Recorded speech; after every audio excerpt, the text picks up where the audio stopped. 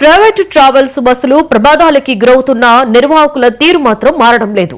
Seating capacity కంటే అధిక సంఖ్యలో ప్రయాణికులను ఎక్కించుకుంటూ ప్రజల ప్రాణాలతో చెలగాటమాడుతున్నారు. తాజాగా ఒడిశా నుండి ఆంధ్రాకు బయలుదేరిన సంగీత ప్రైవేటు ట్రావెల్స్ బస్సులో 110 మందిని ఎక్కించుకున్నారు. 35 సీటింగ్ ఉన్న బస్సులో అంతకు మించి ఎక్కించుకోవడంపై పలు విమర్శలు వస్తున్నాయి.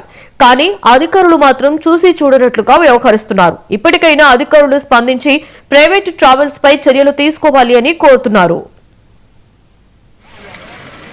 రాత్రి సమయంలో ఈ ప్రైవేట్ ట్రావెల్స్ బస్సు వారు అతి వేగంగాను అలాగే అనేక ఎక్కువ మంది ప్రయాణికులను పెట్టుకుని ప్రయాణించడం ద్వారా ప్రమాదాలు జరుగుతున్నందున మేము ప్రతి వాహనాలను కూడా చెక్ చేయడం జరుగుతుంది. అలాగే రాత్రి మాకు వచ్చిన సమాచారం ప్రకారం ఒడిశా నుండి విజయవాడ వెళ్తున్న సంగీత ట్రావెల్ బస్సు చెక్ చేయగా ఇందులో సుమారు 100 మంది ప్రయాణికులు చాలా కిక్కిరిసిన పొజిషన్ లో ప్రయాణం చేస్తున్నారు. అలాగే ఈ బస్సులో ఇద్దరు డ్రైవర్స్ ఉండాలి, కానీ ఒకే డ్రైవర్ ఉండి వాహనాన్ని నడపడం జరుగుతుంది. కావున ఇలాంటి ప్రయాణాలు చేయడం చాలా ప్రమాదకరం. ఈ బస్సుని చట్ట ప్రకారం చర్యలు తీసుకోవడం జరుగుతుంది.